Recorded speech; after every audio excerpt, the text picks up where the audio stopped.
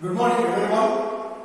This is Dr. J. Subbarao, Professor, Department of Civil Engineering, Nalla Narasimha Educational Society's group of institutions, Korevula Crossroads, Southern Village, Ghatkesar Mandal, Hyderabad. Welcome all the viewers of Yukti.com, and I invite the Yukti National Innovation Repository viewers. In this program, I would like to speak about an innovative project of Hydro-Geochemistry and contamination of fluoride and groundwater quality assessment of Dubbak Mandal, Siddipet district, Telangana, India. 3 students have registered in 1920 academic year and carried out the major project under my guidance. The project members are Mr. M. Sai Krishna, Mr. M. D. Akra, Mr. Y. Nagarjuna, and I am the research supervisor. The aim of the project: the experimental learning of the subject, engineering geology, through the fieldwork, namely hydrogeochemistry and contamination of fluoride and groundwater quality assessment of Dubbak Mandal, Siddipet district, Telangana state, India, is to identify mainly the quality of groundwater and to determine the chemical parameters, especially major ions such as fluoride, chlorine, sodium, potassium, TDS, etc. and some of the minor ions which are present in groundwater, where the groundwater is used for domestic as well as agricultural purposes, and also to know the aquifer parameters of Dubbak Mandal by fulfilling the course outcomes. Coming to the project outcomes, the project associates of 3 students have expressed their happiness that they understood the procedures adopted for analyzing the chemical elements of groundwater through their project, which helps to work in any chemical division, in turn the generation of income, that is self-employment. So, in future, the project associate can work in any chemical division to analyze the groundwater samples by covering the major ions as well as minor ions, so that they can be self-employed. One of the project associates, Mr. Sai Krishna, shared his experiences with the guide, mentioning that the subject engineering geology learnt practically through the fieldwork and also project work to understand the stability of foundations for various civil engineering structures. In this project, the following contents are identified: abstract, introduction, literature, geology and the hydrogeological characteristic of rocks which are present in Dubbak Mandal area, groundwater chemistry and quality, water index, analysis of water samples, conclusions and recommendations, finally references. These are the key highlights of this project for Dubbak Mandal area.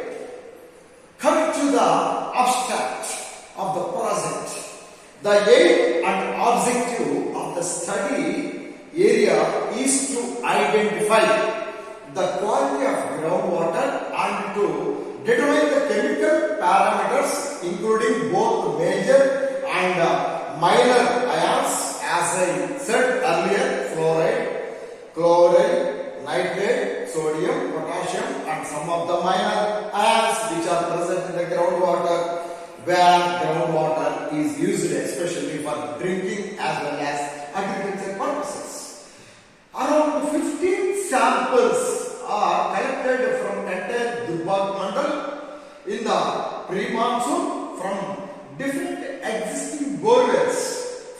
study area and were analyzed at the Telangana State Groundwater Department, Hyderabad, Telangana.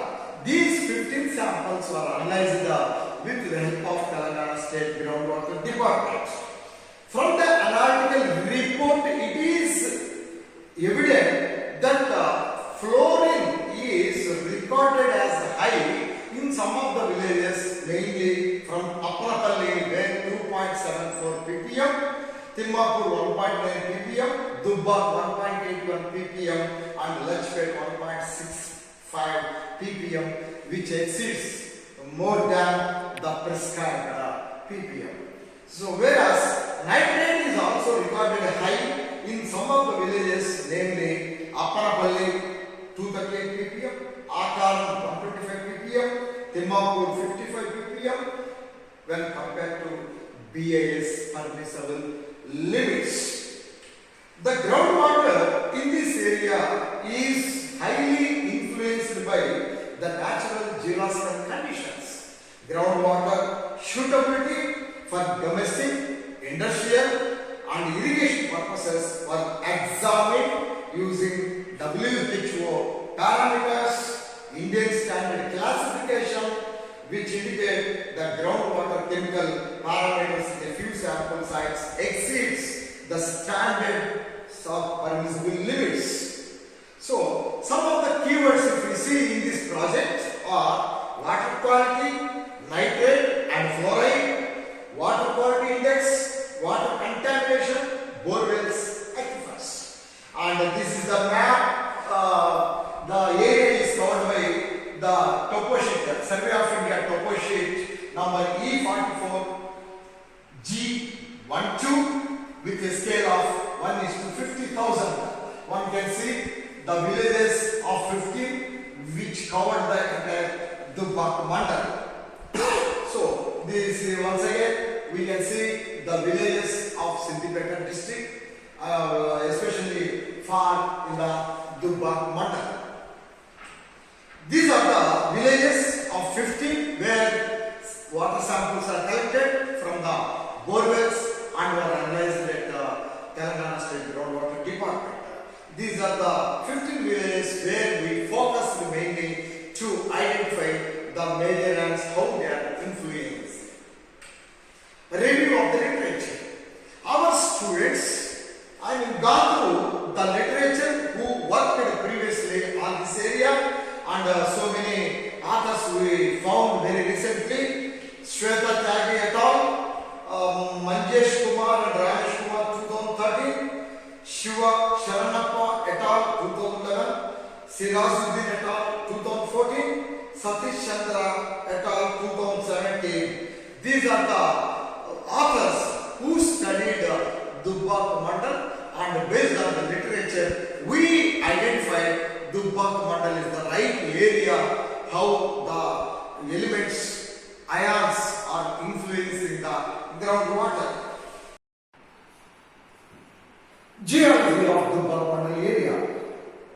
The Dubbak mandal and all the villages are covered by Archean rocks, Precambrians, Karpas, Camels and Deccan troughs.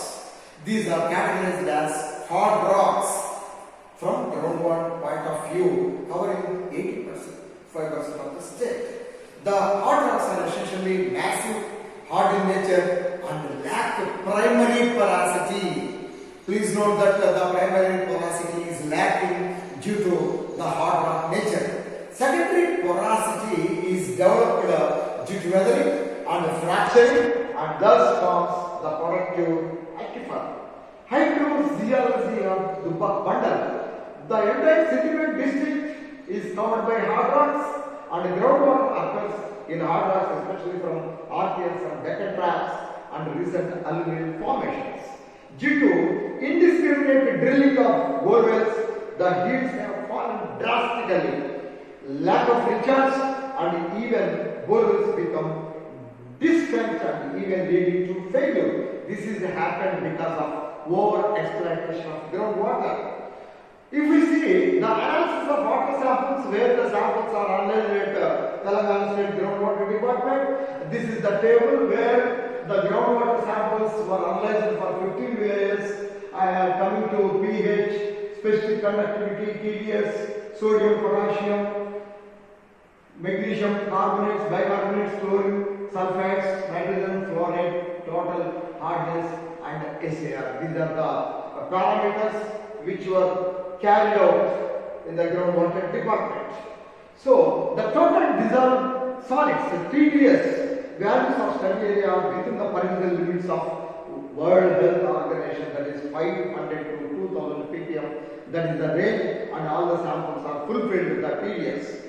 The high TDS values are also noticed in some of the villages, especially Agaram, Timmapur, Bopapur, Aparapalli. Though they are in the range, we found that the TDS values are bit high. That is due to the presence of some of the minerals in granitic talent and resistant to dissolution. High levels of TDS may be unsatisfactory for bathing and washing. So this is also commented by Manjesh and Ramesh 2013.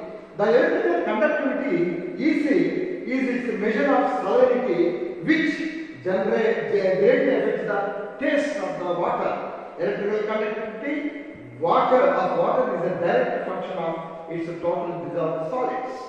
Calcium is influenced by the local rock, namely granite, and the results show that calcium values lie within the levels of base permissible limits, except in case of only one village, that is Apparapalli village. High values of calcium hardness in Apparapalli.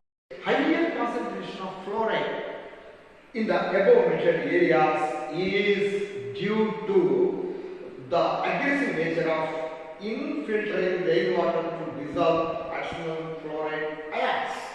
The source of fluoride in these water samples may be weathering of rocks, phosphate, fertilizers used for agriculture purpose, or the sewage sludge, which is also commented by Osler Charger 1971. The percolation of phosphate fertilizers from the agriculture runoff from the nearby lakes and discharge of domestic waste or the waste from the surrounding small scale industries increases the fluoride values. Of course, it is also mentioned by Mr. Bosley in 2001 in the literature. The water quality index depicts the influence of various water quality parameters and communicates water quality information to the public and the legislative decision makers. A few countries have used the water quality data in the development of water quality indices. So these are some of the values which are mentioned in water quality index. You can see the water quality index is recorded as 43.38. So if it is 0 to 25, the water is very good. 26 to 50 good, 51 to 75 good, above 75 is very poor for drinking purpose. Dubbak Mandal villages are recorded as 43.8, that is falling between 26 to 50 range. So the water is good for drinking purposes. Wilcox 1955 used the percentage, sodium percentage and the electrical conductance in evaluating the suitability of groundwater for irrigation purpose. This is called Wilcox diagram. The results show that 100% of the groundwater samples clustered in the zone of excellent to good. That means the water can be utilized for agriculture purpose. Therefore, the water samples which are collected from Dubbak Mandal from covering all the 15 villages are good for irrigation purpose. Now can see the diagram. This is called a Wilcox diagram, where all the water samples are fallen to good zone. So the water can be utilized for agriculture purpose. Coming to the conclusion of this project, the groundwater in this area is mostly influenced by the natural geological texture, that is the rock. Groundwater suitability for domestic, industrial and irrigation purposes were examined using WHO standards and compared with the Indian standard classification. Of course, these indicate that groundwater chemical parameters in a few sample sites exceeds the standard permissible limits, especially Apparapalli and Dubbak towns.